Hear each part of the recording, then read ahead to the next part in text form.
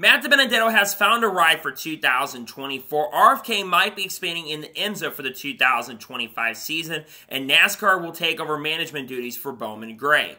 What's going on, guys? It's Daniel, and welcome back to our video. We got some NASCAR and other motorsports stories discussed here today on the channel. Let's go ahead and just jump straight into those really quickly. First, going to take a look at a couple paint schemes that have been revealed over the course of the last couple days. Let's go ahead and just jump straight into them. The first paint scheme we're taking a look at is Sam Mayer's 2024 10X Health scheme that we'll see in a few races, including next week at Richmond. This scheme looks really good in my opinion, and really awesome to see that Sam Mayer has some new sponsorship for 2024. Glad to see 10X Health joining him for this season.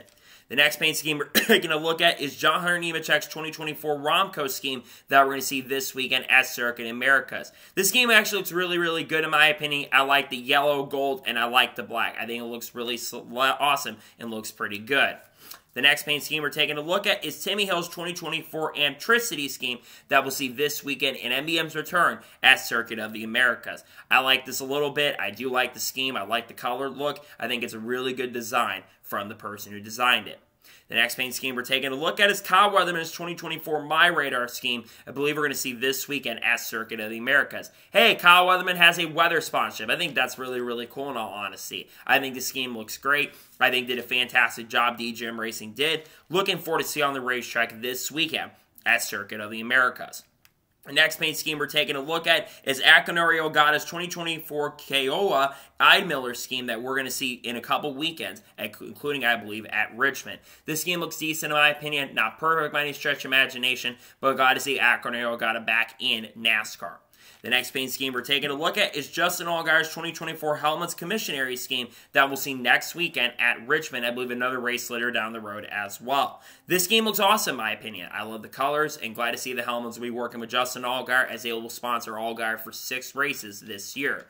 And the final paint scheme we're taking a look at is Chris Buescher's 2024 Travel Centers of America scheme that we're going to see at Worldwide Technology Raceway in June. Solid paint scheme, in my opinion. Glad to see Travel Centers of America is back working with Chris Buescher. I think it's a really good partnership with the team. Really excited to see a Travel Centers of America will sponsor Chris Buescher at Worldwide Technology. And now we're going ahead and jump on to the next story of today's episode as we're talking about the purse money for Circuit of the Americas. Every time we have a NASCAR Cup, Xfinity Series, and truck race, Bob Pockers puts out the purse money for the event. And according to Bob, for the Cup race, it's $9,740,789. For the Xfinity Series race, it's $1,778,948. And for the truck series, it's $794,098. A little bit low money for the truck series. Xfinity's got some pretty good money for this weekend in Cup because, of course, of the charter money and there being extra entries this weekend. There are a lot more people showing up and a lot more money coming into play. It is some decent purse money, and I think it is some solid and pretty good purse money for this weekend at Circuit of the Americas. And now we're going ahead and jump on to the next story of today's episode as we're talking about Steve Sarkisian.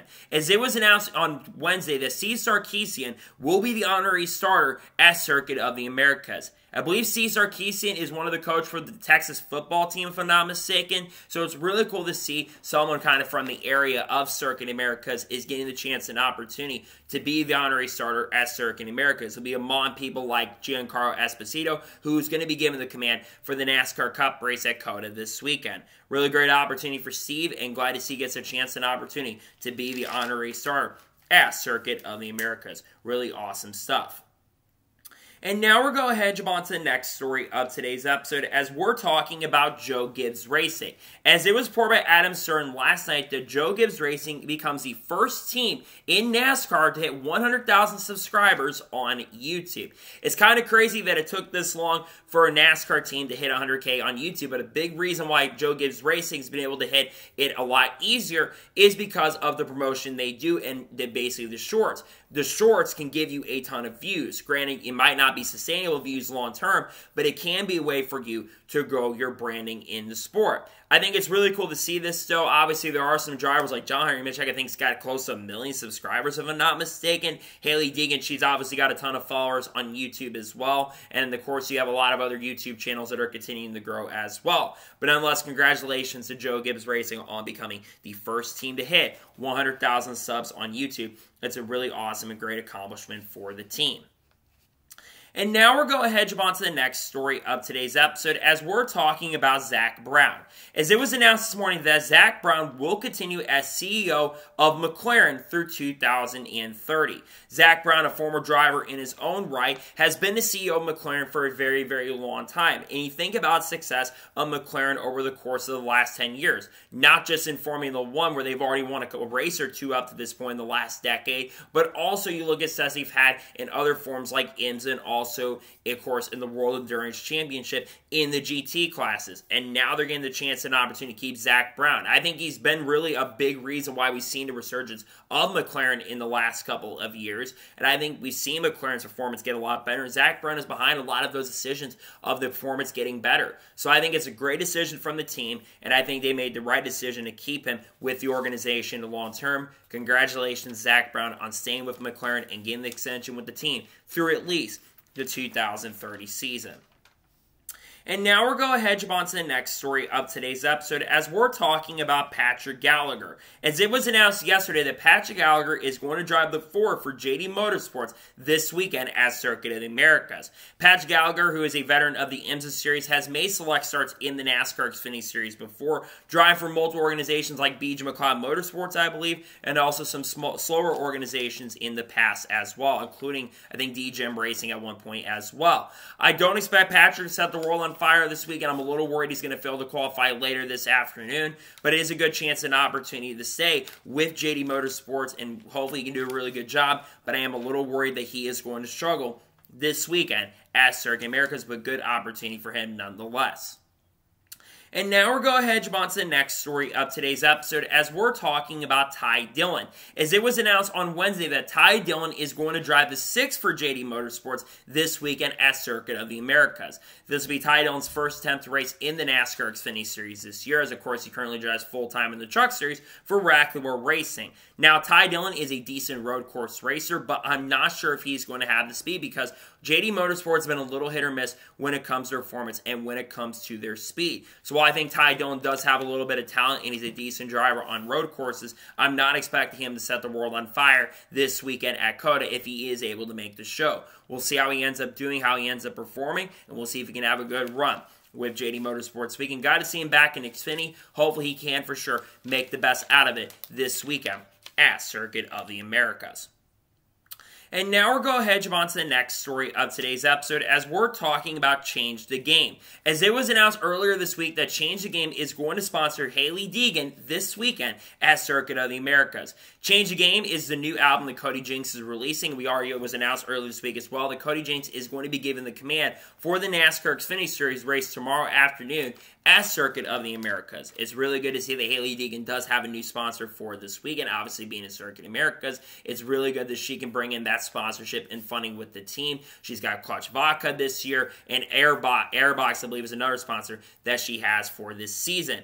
And she's a pretty solid road course racer, so hopefully the sponsorship can help her a lot, and she can have a good run this weekend at COTA. She needs to have a good performance because she's kind of a little bit struggling in the owner's points right now, and she's on the bubble going into weekend. If she can qualify well enough later today, I think she will be able to make the show this weekend. I think she could have a good performance if she does make the show because she is a solid road course racer, in my honest opinion.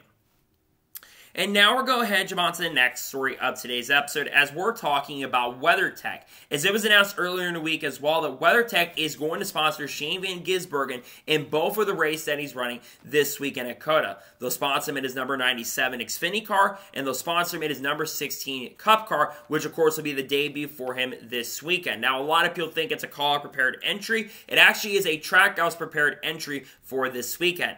I think that he is actually going to have a very strong performance at COTA, and if you've already watched my channel, he is my pick to not only win the NASCAR Xfinity Series race, but also the Cup Series race at COTA because he is one of the best road course racers in the field. I expect him to be really, really strong, and I do expect him to be very, very quick this weekend. It's cool to see the WeatherTech is stepping up and sponsoring. We know that Wendy's is going to be sponsoring in one of his Cup races later this season. We'll see how he ends up doing, and glad to see that WeatherTech is going to be working them because I do believe he's going to have a really strong chance and a great opportunity to get it done. We'll see how he ends up doing, though, this weekend at Circuit of the Americas with WeatherTech as the sponsor.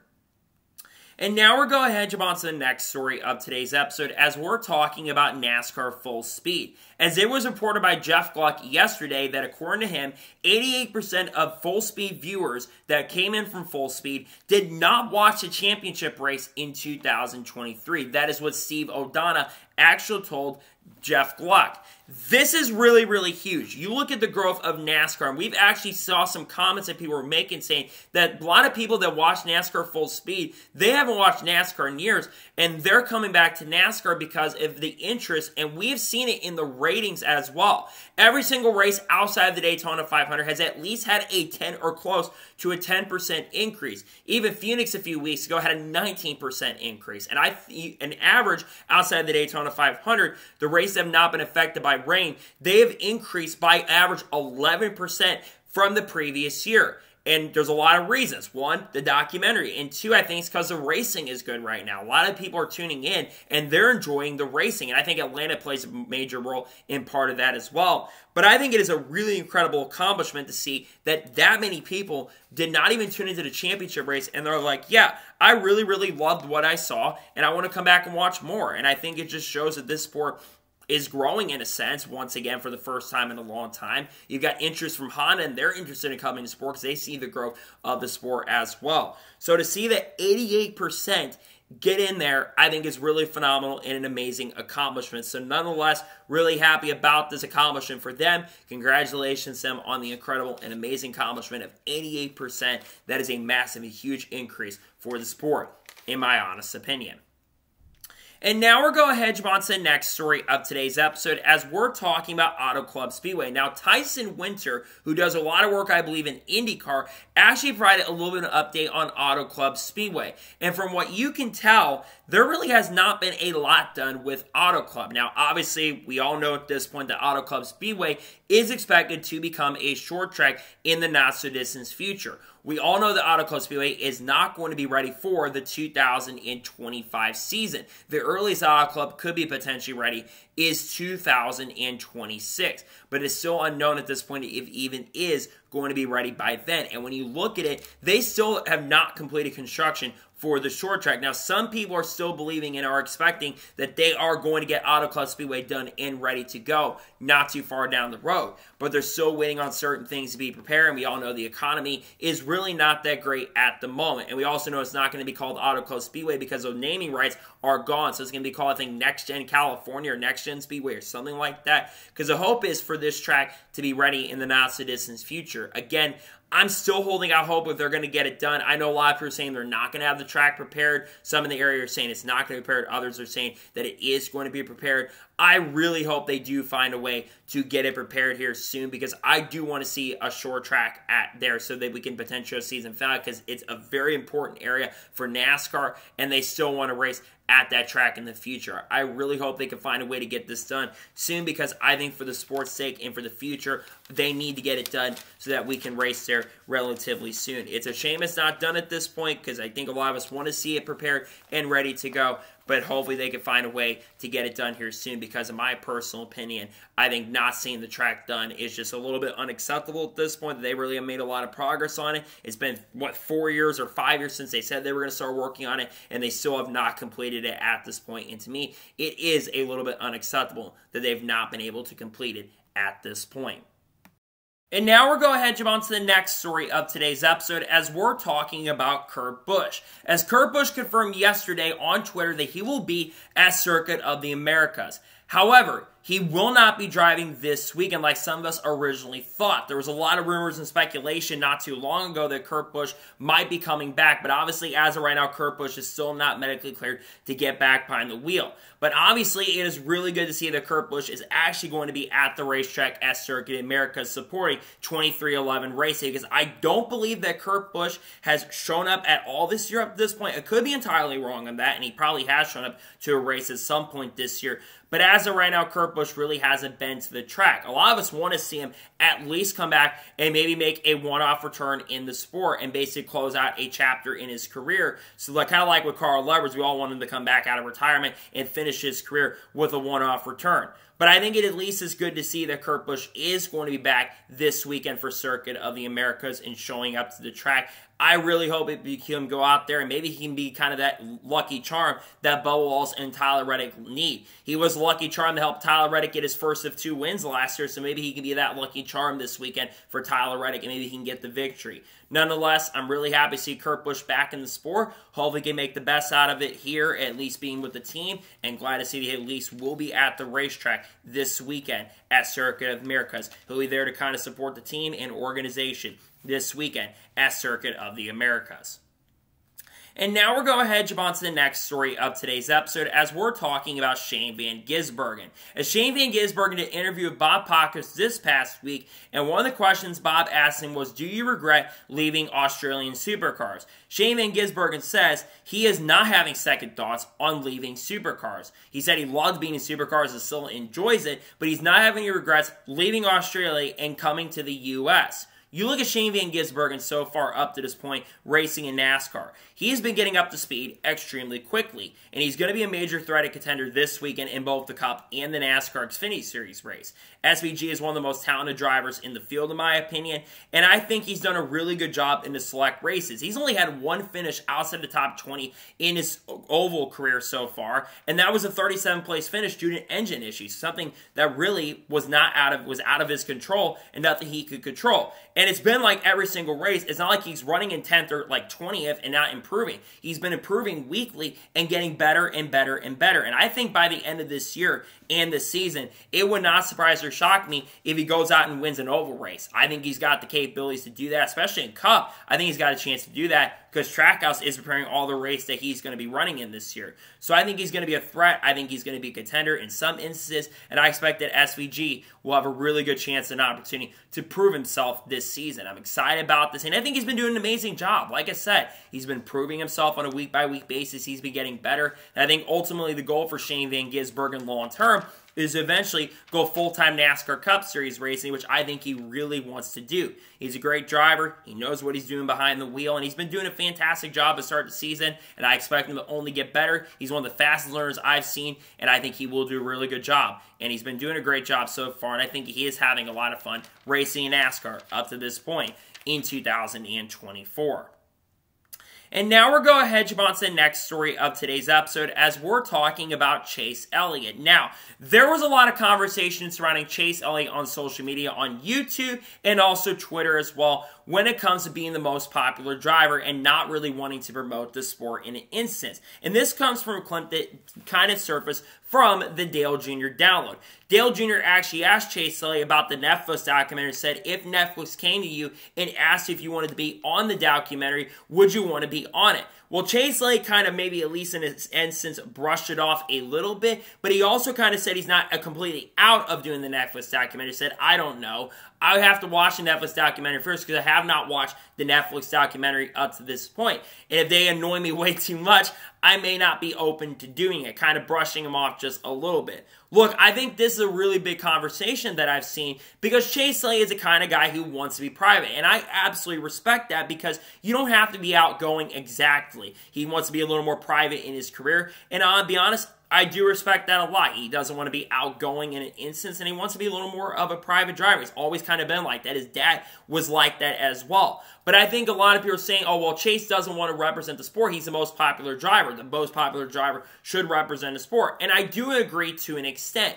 But what I am going to say is that it's up to NASCAR to not just promote Chase Elliott. Chase Elliott got put in this position because a lot of the Dale Jr. fans and Bill Elliott fans, who were the two previous most popular drivers, went over to support Chase Elliott. And Chase Elliott resonates with a lot of those fans who were the old school fan. They like Chase Elliott a lot because of his last name. But I think it's up to NASCAR to try to find a way to promote the other drivers like Ryan Blaney, like Kyle Busch, like Kyle Larson, like Bubba Wallace, like Ross Chastain. It's up to NASCAR to do a much better job promoting these talents and promoting these drivers.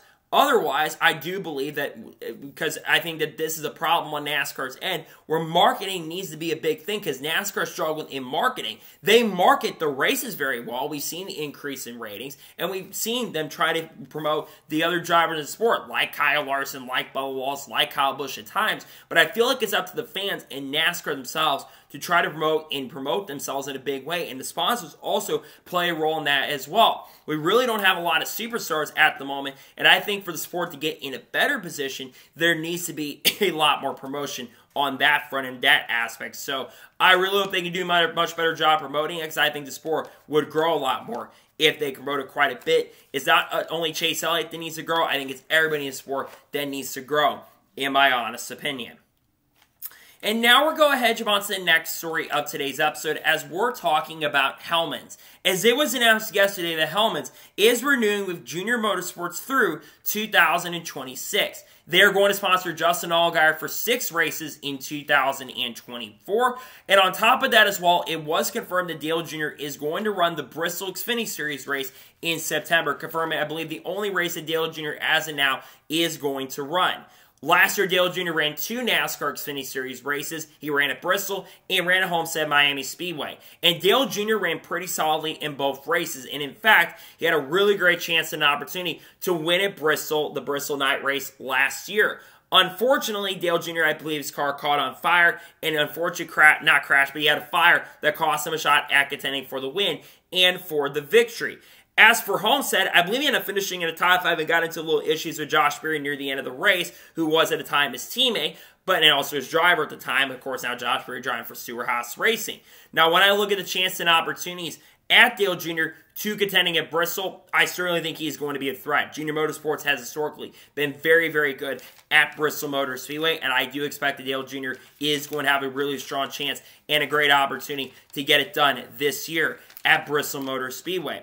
As for the rest of the race that he could run, honestly, I'm not sure. I know there were a lot of people trying to ask him if he was going to run North Wilkesboro in the Cup Series this year because of that teaser that came out, which obviously it was confirmed that he's not running North Wilkesboro as of now, which things could obviously change, but the reason I never thought is because Kyle Larson's got to go qualify for the Indy 500, which Kyle Larson obviously is going to, says, told Bob apparently like a month ago, that he's more focused on, of course, running in the All-Star race, which makes no sense to me, than running the Indy 500. That doesn't really make sense to me. But when I look at Dale Jr.'s chances at Bristol, I certainly think he is going to be a major threat and contender to get it done at Bristol. I think he's going to be one of the favorites, and I know for a fact I might be picking him that weekend when we get to that race, because there's going to be a lot of big threats at that track. Dale Jr. is very, very good at Bristol Motor Speedway historically, and I do expect him to be a pretty serious threat and a major contender when we do get to that track later this year. But again, I'm excited to see Dale Jr. back behind the wheel this season. I think he's going to do it phenomenal, and I think overall, in general, I think he's going to do an amazing and incredible job. Glad to see that he is going to be running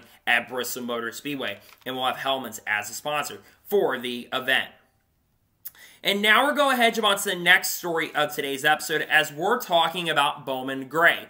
As it was announced yesterday that NASCAR will be taking over operations for Bowman Gray and will begin managing operations immediately. They will take over the lease that the old owners, I think, of Salem Speedway Incorporated had with Winston-Salem. They will take over operations and will take over the lease through 2050. This is absolutely huge. NASCAR has hosted races at Bowman Gray back in the 1960s and the 1970s, including that controversial race where Bobby Allison probably should still have another win on his total, but NASCAR, for whatever reason, won't give him the win. I don't know why they won't give him the win. Beats me at this point.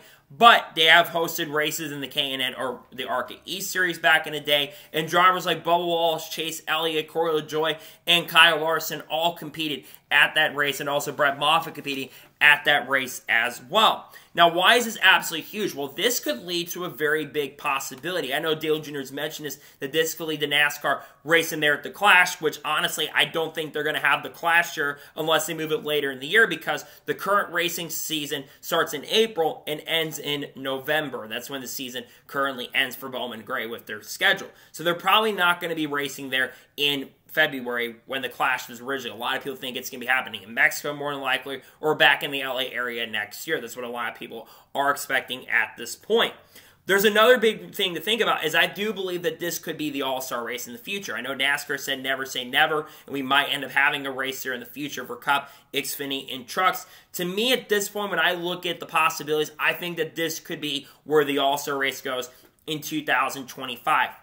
It's no secret that a lot of people thought that North Wilkesboro was going to be getting a points-paying race in 2024, but once again, they're going to be hosting the All-Star race this year. A lot of people believe that Bowman Gray might get the All-Star race next year, and it makes a lot of sense for an All-Star exhibition event especially. It would make a lot of sense. So I think it will host the All-Star race more than likely in 2025.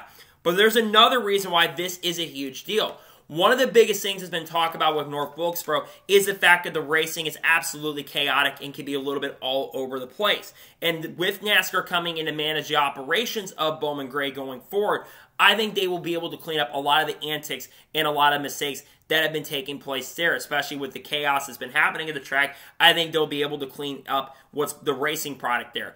We've seen a lot of the videos. It seems like on a week-by-week basis, there's always some fights, there's always some arguments, there's always some tempers, and I think the racing has been a little bit all over the top over the last couple of years. So I think they need to clean that up, and NASCAR coming in to manage it and take over the operations, I think they absolutely are going to be able to do that going forward into the future with them taking over the operations there. So while it is a little disappointing, well, not disappointing, I think a lot of people want to see some of the chaos that's happening at Bowman Gray, but for me, it's kind of hard to watch those races at Bowman Gray because it's the race control really kind of feels a little incompetent at times at that track. So NASCAR coming in and managing the operations, I think the ultimate goal is to get the reputation better there, because I think Bowman Gray has seriously a really bad and terrible reputation. So NASCAR going in there and cleaning that up on a week-by-week basis now, I think it's going to help clean up the reputation at the track and make it a really, really good racing product going forward, because I don't think NASCAR is going to accept any stupidity out there. So I think this is the right decision overall from NASCAR, and I think they're making the right decision to come over and take it, because I think it's the right call for them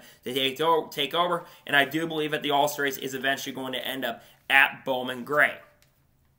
And now we're going to jump on to the first of two major stories in today's episode, as we're talking about RFK Racing. Now, I talked about RFK Racing on the channel earlier this week, but according to reports earlier this week, and it was reported last week as well, and Bozy Tatarevic did a really good article talking about this, I believe, it was reported that RFK Racing representatives were spotted in the IMSA paddocks, confirming some of the reports that it sounds like the RFK is looking to expand into other forms of racing, including IMSA. Now, why is RFK Racing looking to go into other forms? Well, Brad Keselowski has stated in the past that one of the things that he wants to do in the future is bring RFK Racing back to IMSA. Now, Roush Fenway back in the day, or Roush at the time, used to actually compete in IMSA and had a lot of success, including winning, I believe, the overall in the Rolex 24 with drivers like Mark Martin, Calvin Fish. You think about Brian Till, I think he competed for Roush. Also, Walling Dallenbach Jr., Robbie Gordon competed for this team, and a lot of big-name drivers who are part of the Roush group drove for this team in IMSA. Another reason is because we know that the next-gen car kind of races similar to a GT3 car. And we've seen Brad Keselowski be very, very proactive when it comes to looking to get into other forms. And you look at RFK's success in the last couple of years, in the Cup Series especially. They've won a lot of races in the last few years. We've seen Chris Buescher get 4 wins in the last 3 seasons, and we've seen this team continue to improve and get a lot better. But I don't think they're just looking to expand in IMSA. We'll get back to that in just a second. I think they're looking to expand in NASCAR as well. Brad Keselowski has also stated publicly that I think he wants to long-term make that Stage 60 car, that 60 entry, a full-time entry. But obviously, what are they going to need to expand that? Well, they are going to need a charter. You need another charter to do that. And obviously, the charter agreement is still not finalized currently at this particular moment. And there's still a little bit of unknown if that deal is going to get finalized. NASCAR teams want the charter system to be permanent. NASCAR, while they're not against the charter system altogether, they don't want to make it completely permanent at this point because they know that the economy can change. They're looking more of an evergreen deal than what we currently know at this moment. So that's what's holding up that. But if they can, they're going to want to get a charter. Now, where could they get a charter from to expand? Obviously, I look at maybe SHR perhaps. We know there's a lot of rumors that Stewart Haas Racing could be leaving Ford at the end of this season, and they could be headed over to manufacturer like Chevrolet or Honda in the next few years if they leave, because right now, with the current agreement that they have with Ford, they are required to have 4 charters. So they can have 4 charters. If they do leave, they could sell one of those charters for around $40 to $50 million and give it to a team like RFK Racing. That certainly could be a possibility and a shout. I think that they are potentially going to expand in the future, though, and I look at some drivers they could get. They could get someone like a Matt DiBenedetto, who's now part of the Ford program now with Viking Motorsports. They could get Haley Deegan moved up to the NASCAR Cup Series. I know Brad and Haley race together in the SRX, so that could only be a possibility. But they also could use Stage 60 as an opportunity to do rotation, to bring someone like a Cam Waters in, who's been rumored to make some starts as well. But we go back to IMSA, right? We could see RFK bring a bunch of NASCAR drivers over there, bring Haley Deegan, get her a little bit of experience, bring other drivers over there, like, let's say, Joey Logano perhaps, or get some more road course experience, get some other drivers in a Ford camp like a Caden Honeycutt. That certainly could be a possibility or a shout. In a nutshell, though, when I look at RFK Racing and the future of that team and their program, I certainly do believe that not so far down the road, we are going to see them expand their program. Wait to see what happens in regards to that and see if RFK does decide to, in fact, expand their program. But like I said, I do believe they are going to expand. It's just, at this point, when will it happen? We don't know at this point, but I do 100% believe that they are going to expand their team in the not-so-distant future as they look to grow as a brand. Because I think RFK Racing wants to be a 3 or 4 car team. Brad has stated this in the past, that he wants to make RFK Racing a 3 to 4 car organization. I think it is going to happen in the not-so-distant future where we do see RFK Racing expand their team and their program. I think it's going to happen here relatively soon. And now we'll go ahead and jump on to the final major story of today's episode as we're talking about Matt DiBenedetto. Now, I talked about this on the channel a couple days ago on Wednesday when it was announced, but it was officially confirmed on Wednesday that Matt DiBenedetto is back in NASCAR. He will drive for Viking Motorsports in 2024, driving the number 38 car. Now, this team will have an alliance with RFK Racing, and they will be getting engines from Roush engines. According to what we know at this point, it is right now only planned for Matt DiBenedetto to run 5 Xfinity Series races with the hope potentially by the end of the year to run the full season, except on the road courses, and for whatever reason, Darlington Raceway is the race that they mentioned as well. It's no secret that Matt DiBenedetto did have a deal lined up with Gallagher Racing for this year originally to run a few select races. The races that Derek Cross has been driving and Shane Van Gisbergen driving, I believe, were the race that Matt DiBenedetto was supposed to run with that team this year, but obviously that deal fell through. And now they're going to get to work together this year. Now, why is this also happening? Well, the owner of the organization, owner of PsyOps, has been very, very frustrated with the performance of CJ McLaughlin. CJ McLaughlin has driven a 38 car. This is no disrespect to the guy. From what I know, he is a pretty nice dude and a pretty nice individual. He has completely tanked and struggled in NASCAR this year. He has failed to qualify for 2 of the 4 races this year. In the other 2 races that he's ran, he has unfortunately been off the pace and been extremely slow. And I believe they've been really frustrated with CJ because of that. And they want someone to come in there and really grow the program. Now, a lot of people think that Matt DiBenedetto is going to go in there and suck because he is driving a 38 car. But like I said, you have to look at who's behind the wheel of the 38 car. Let's look, for instance, a couple years ago, Chris Hacker. Chris Hacker did a really good job at Richmond last year, was running top 15, top 20. I think he did end up finishing in the top 15 and 20 at Richmond. So certainly we're going to a track where they've been pretty decent in the past with this team. Now, obviously, they are going to have to qualify their way into the race because I don't know if they've got any owner's points. They might have owner's points in the 38 car. I'm not entirely sure. And the other thing to know is that they are going to have people from RFK Racing working with them. They're going to be building the car. But if there's anyone you want to get your team started up with, Matt DiBenedetto is the perfect driver to do it. And I think this, like I said, is an amazing and fantastic opportunity for Matt DiBenedetto. It's a shame he's not full-time, because I do believe he deserves to be full-time, but this could lead to him going full-time for the rest of the year. And I don't really know why they're not running the road course, to be honest, because even though, yes, I know there's issues, owner's points there, Matty D's a pretty good road racer, so I'm a little surprised they're not having him in for the road courses, but we're not going to talk about that at this point. Let's talk about Matt DiBenedetto. Look, you can say what you want to say about the PR stuff, and Matt DiBenedetto definitely needs to clean up on the PR side of things because he's definitely made a lot of mistakes on that front. You cannot deny that Matt DiBenedetto has gotten the best out of equipment. Let's look at Rackley this year, for example. Matt DiBenedetto dragged that team to the playoffs last year and nearly knocked out the guy who went on to win the championship, was 5 points away from making it to the round of 8, and nearly, like I said, knocked Ben Rhodes out of getting into the championship 4. He nearly knocked him out of getting in the round of 8. Ben Rhodes would have won the championship and Matty D had made it. Just saying. And he also won a race to that team, although very controversial, at Talladega a couple years ago. Meanwhile, Ty Dillon has not scored a single top 10 yet and is 24th in the points right now. So Matty D's done a lot better job than Ty Dillon. And then you look at the Wood brothers. Previously, Matty D drove for that team. 2021 wasn't as good, but he got that team to the playoffs in 2020. Harrison Burns' best points finish is 27th, and right now is 31st in the points. And in 77 races, has 4 top 10 finishes. He's been underperforming in that car compared to Matty D. They get Penske support, by the way. Just saying. And he's only ahead, 2 of the guys he's ahead of, by the way. Got 35-point penalties at SHR.